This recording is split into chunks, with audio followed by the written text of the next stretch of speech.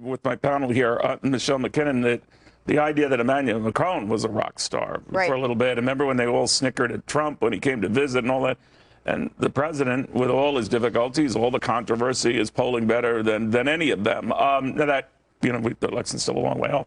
But it's a reminder, don't lock in any sort of consensus. No, and I certainly, the way that I look at it, right, I'm looking at it in terms of a market perspective, and I advise my clients. I love that about you. It has nothing to do with what's right or wrong. It's just money on it. But normally, back in 2016, whether you thought Trump was going to win or you didn't, a lot of people thought he was going to lose, and everyone thought that the markets were going to fall because of that. However, if you were a long-term investor and you kind of decided to ignore the noise, you were rewarded. And I think that's a nice reminder, particularly going into the 2020 election, is if you've got that long-term investor mentality, you might need to kind of turn away from the noise. What do you think?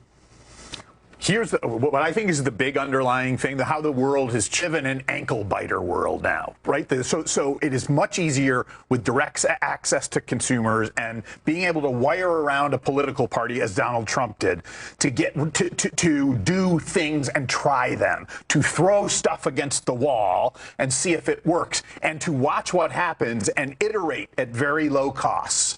So what happens is it makes it much harder to be an incumbent anything. That's part of the problem that Apple has, is there's 1,000 guys in a garage in Silicon Valley throwing stuff at the wall because they can do so with very little resources to get started. And only one of those, it's like terrorism. Only one has to work, but the incumbent has to defend against all challenges and every possibility.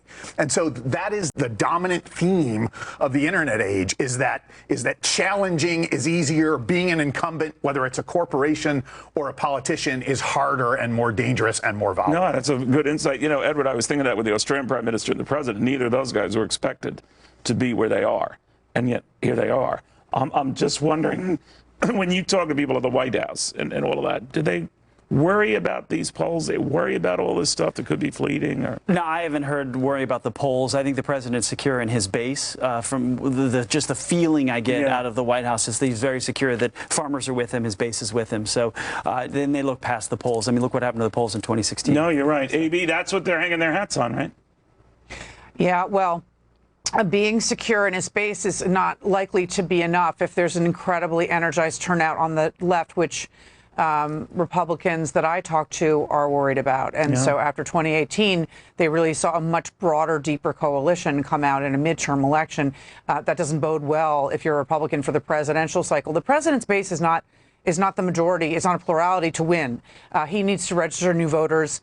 He's not governing to a bigger coalition. He's not in the persuasion business. So he better hope every farmer turns out, and then he's going to have to get some new voters around the edges to make sure he secures an electoral college victory. Well, unless other voters on the other side don't show up. We'll see. But I had one viewer here just say, hey, Neil, don't forget about Ulysses Grant. And no idea what that means. But we have a lot more. We got the Dow down 128 points here. Again, concern increasingly about this canceled farm meeting. But we'll have a lot more on that.